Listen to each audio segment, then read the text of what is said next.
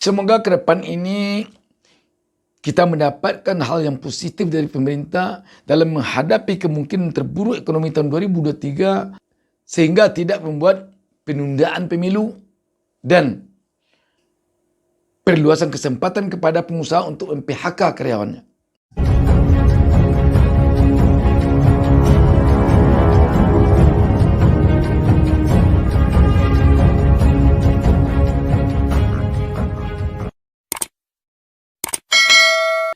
Assalamualaikum warahmatullahi wabarakatuh. Kita berjumpa lagi dalam kesempatan ini. Tak lupa saya mendoakan kepada Allah Subhanahu wa taala, Tuhan Yang Maha Esa. Semoga pemirsa seluruhnya selalu dilindungi Allah Subhanahu wa taala, Tuhan Yang Maha Esa, dan semoga kita semuanya diberi petunjuk ke jalan yang benar. Kalau beberapa hari lalu tanggapan diberikan oleh Presiden Yusuf Kala yang meminta kepada Menteri Keuangan Sri Mulyani agar jangan menakut-nakuti rakyat dengan mengatakan ekonomi akan gelap tahun 2023. Sekarang ini Presiden KSPI Said Iqbal mengatakan jangan ditakut-takuti buruh. Bahkan Said Iqbal lebih tegas lagi mengatakan buruh tak usah dibodoh-bodohi gitu, dengan mengatakan kondisi ekonomi tahun 2023 nanti.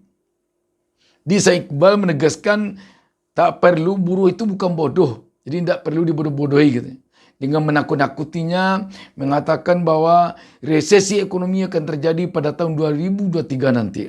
Tugas pemerintah itu katanya tekan inflasi,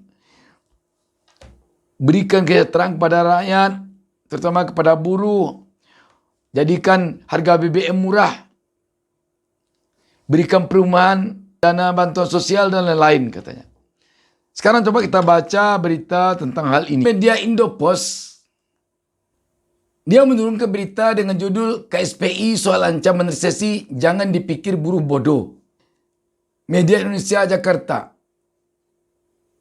Berita ini tertanggal 2 November 2022. Media Indopos Jakarta. Presiden Konfederasi Serikat Pekerja Indonesia KSPI Said Iqbal mengecam para menteri ekonomi yang menyebut ada ancaman resesi global tahun depan. Ia menyebut tindakan para menteri itu sebagai upaya provokasi untuk menakut-nakuti masyarakat. Menurut Said, resesi global memang akan terjadi, tapi tidak ada untuk Indonesia. Pasalnya pertumbuhan ekonomi RI masih cukup baik. Jangan dipikir buruh itu bodoh, dibodoh-bodohi terus, ditakut-takuti, diintimidasi, ujarnya dalam konferensi pers Rabu 2/11. Saya menuturkan justru tugas para menteri adalah menjaga inflasi dan daya beli masyarakat. Ia menilai menteri bertugas untuk meyakinkan rakyat tetap terjamin makan, harga bahan bakar minyak, BBM tetap murah, tetap ada perumahan, jaminan kesehatan, serta jaminan sosial. Pria yang juga menjabat sebagai ketua Partai Buruh ini menyebut para menteri seharusnya tidak memprovokasi rakyat bersiap-siap untuk menghadapi resesi. Ia menilai rakyat tak butuh peringatan tersebut. Saya tidak secara gamblang menyebut menteri yang dimaksud. Namun, Menteri Keuangan Sri Mulyani pernah memprediksi ekonomi dunia jatuh ke jurang resesi pada tahun depan. Orang yang akrab disapa Ani itu memperkirakan itu berdasarkan kenaikan suku bunga acuan yang dilakukan bank sentral di sejumlah negara seperti Amerika Serikat dan Inggris demi meredam lonjakan inflasi. Ani memastikan kebijakan tersebut bakal menghambat laju pertumbuhan ekonomi sehingga ancaman resesi kian sulit dihindari. Kenaikan suku bunga cukup ekstrim bersama-sama, maka dunia pasti resesi pada tahun 2023, kata Ani dalam konferensi pers Senin 26 bulan 9 lalu. Sahabat BN, memang tidak habis pikir kita kenapa hembusan resesi ini begitu getol dari pihak pemerintah akhir-akhir ini. Padahal seperti kita sebutkan pada konten saya yang lalu, biasanya pihak pemerintah berupaya meredam rasa takut rakyat dengan membangkitkan motivasi ketika akan terjadi hal-hal yang seperti ini. Sekarang kok pemerintah yang getol menyampaikan itu? Kalau dilihat dari sisi apa yang disampaikan oleh Iqbal ini, bisa saja ini rakyat berpendapat atau berprasangka bahwa ini upaya untuk bisa melindungi pengusaha yang melakukan PHK, untuk memberi alasan kepada pengusaha untuk melakukan PHK. Tetapi ini tentu hal yang tidak baik kalau ini dilakukan. Sebaiknya solusi agar jangan terjadi PHK bukan demikian. Sebab PHK juga akan menjadi beban pemerintah nanti. Sebab pengangguran akan melonjak. Pokoknya tentu rakyat ingin pemerintah ini berada pada pihak yang memotivasi rakyatnya agar bersemangat, agar tidak takut, tetap tenang di dalam menghadapi kesulitan apapun, terutama di bidang ekonomi. Ini kita melihat Syekh Iqbal ini seperti berada di garis pemerintah yang mencoba meyakinkan rakyat bahwa jangan terlalu takut dengan ancaman resesi ini, agar selalu optimis menghadapinya. Kalau dia kemukakan data pertumbuhan ekonomi masih akan bisa 5%. Sekali lagi kita berharap agar rakyat tidak dirundung ketakutan gara-gara resesi ekonomi yang tampak begitu menakutkan bagi rakyat.